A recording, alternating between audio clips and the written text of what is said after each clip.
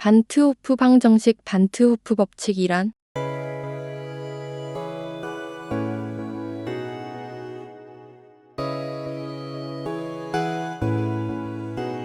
반트호프는 1887년 묽은 용액의 삼투압 파이가 용액의 몰 농도 C와 절대온도 T에 비례한다는 사실을 발견했습니다.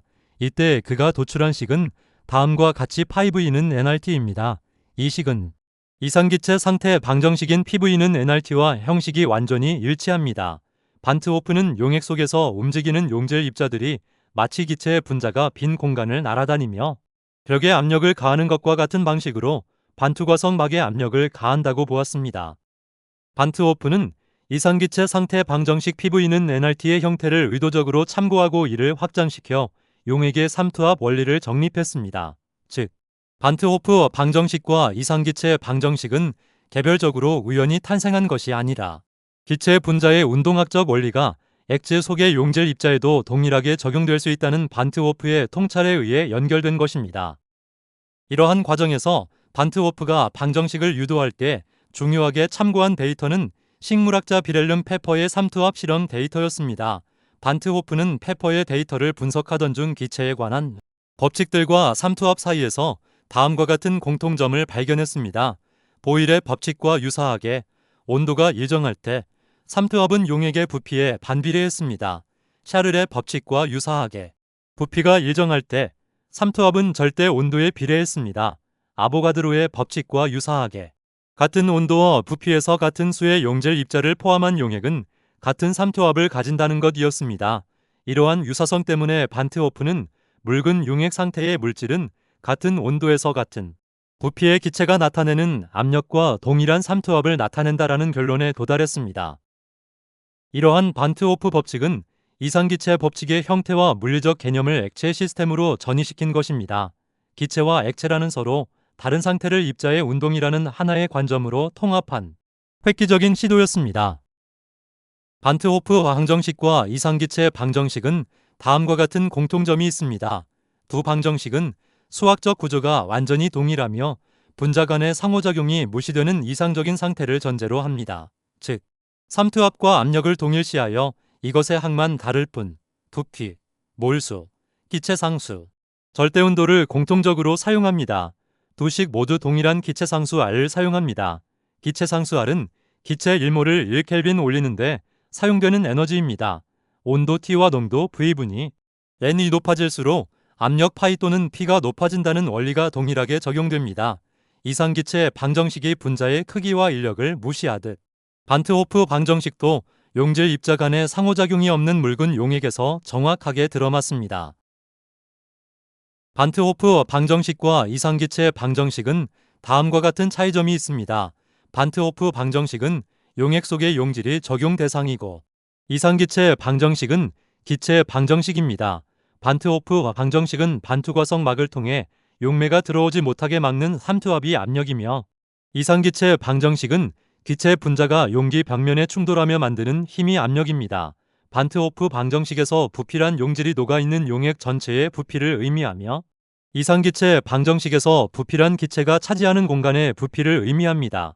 반트호프 방정식에서는 용질 입자가 용매의 이동을 유도하여 압력을 형성한다면 이상기체 방정식에서는 기체 입자 자체가 압력을 형성합니다. 반트호프 방정식에는 이상기체에는 없는 전해질의 경우 이온화도를 고려한 반트호프 인자 I를 적용하였습니다. 반트호프 방정식이 이상기체 방정식 중 가장 큰 차이점과 독창적인 것이 반트호프 인자의 적용입니다. 반트호프는 소금물과 같은 전해질 용액에서는 계산값보다 삼투압이 높게 나타나는 현상을 발견했습니다. 이를 보정하기 위해 반트호프 인자 I를 도입했습니다. 전해질은 물에 녹으면 이온으로 분리됩니다. 삼투압은 용질의 종류와 상관없이 입자의 수에만 의존하는 용액의 총괄성을 가지기 때문에 이온화된 입자 수를 모두 계산해 넣어야 합니다. 그러므로 소금물과 같은 강전해질은 반트호프 인자값이 커서 하나의 분자가 물 속에서 더 많은 이온으로 분리돼서 입자의 수가 많아지게 됩니다. 그러므로 삼투압이 강해집니다. 염화나트륨의 경우 전해질에서 나트륨양 이온과 염소음 이온으로 각각 입자 수가 2배 늘어나므로 I는 2가 됩니다. 그러므로 전해질의 경우 반트호프 방정식은 5E는 INRT 또는 파이는 ICRT가 됩니다. 이 과정에서 아레니우스의 이온화 이론과 결합하며 화학 평형과 전해질 이론이 기초를 닦았고 그 공로를 인정받아 1901년 제1회 노벨 화학상을 수상하게 됩니다. 몰농도 C는 V분의 N입니다. 몰농도는 부피 V를 기반으로 합니다. 액체는 온도에 따라 부피가 팽창하거나 수축하기 때문에 몰농도는 온도가 변하면 값도 미세하게 변한다는 특징이 있습니다. 이 점은 온도와 상관없는 질량을 기반으로 하는 몰랄농도와 가장 큰 차이점입니다. 그러나 반트호프 방정식은 묽은 용액을 전제로 하기 때문에 몰농도와 몰랄농도의 수치적 차이가 무시할 수 있을 만큼 작아집니다.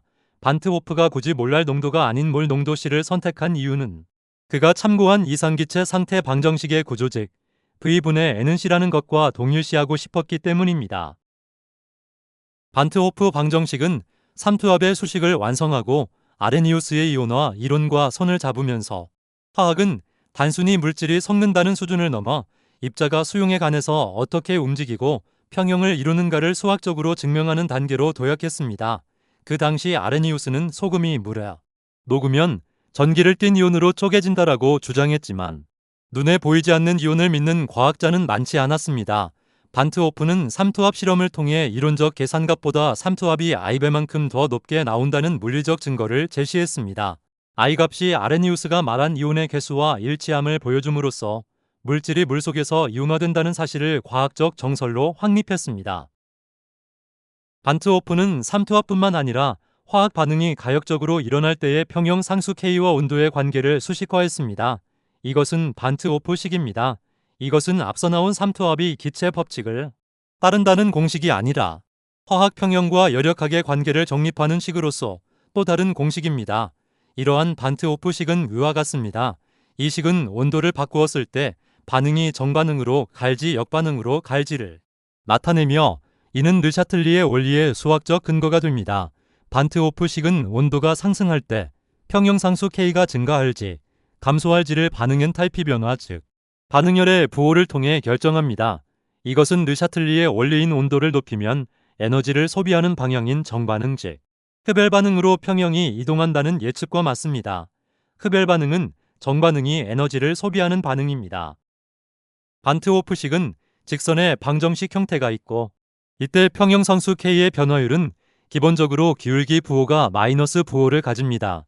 이는 깁스 자유에너지 변화식 자체가 마이너스 부호가 붙기 때문입니다. 다만 엔탈피 변화의 부호예요. 따라 최종 기울기의 부호가 결정됩니다. 또한 직선의 방정식 형태를 다른 두 가지 평형상수로 뺀 형태 즉 K2에서 K1을 뺀 형태도 마이너스 부호를 가집니다. 그러나 평형상수 K끼리 혹은 온도끼리의 자리가 서로 바뀌어도 부호가 바뀔 수 있습니다. 반트호프식은 직선의 방정식 형태에서 르샤틀리의 원리와도 일치합니다.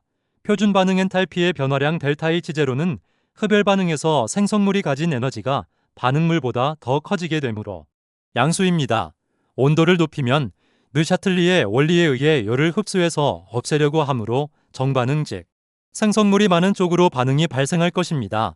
반트호프식에서 델타 H제로가 양수이므로 기울기인 R분의 델타 H제로는 앞에 마이너스에 의해 음수가 됩니다. 온도가 높아지면 T분의 1은 작아집니다. 음수 기울기이므로 T분의 1이 작아지면 LNK는 커집니다. K값이 커지는 것은 정반응을 촉진시키며 이는 주변의 열을 흡수해서 없애는 방향으로 진행됩니다. 그러므로 생성물이 반응물보다 에너지가 더 크므로 델타 H제로가 양수입니다. 표준 반응 엔탈피의 변화량 델타 H제로는 발열 반응에서 반응물이 가진 에너지가 생성물보다 더 크므로 음수입니다. 온도를 높이면 르샤틀리의 원리에 의해 열을 흡수해서 없애려고 하므로 역반응, 즉 반응물이 많은 쪽으로 반응이 발생할 것입니다. 반트호프식에서 델타 H제로가 음수이므로 기울기인 R분의 델타 H제로는 앞에 마이너스에 의해 양수가 됩니다. 온도가 높아지면 T분의 1은 작아집니다. 양수 기울기이므로 T분의 1이 작아지면 NLK는 작아집니다. K값이 작아지는 것은 역반응을 촉진시키며 이는 주변의 열을 흡수해서 없애는 방향으로 진행됩니다. 그러므로 반응물이 생성물보다 에너지가 크므로 델타 H제로가 음수입니다.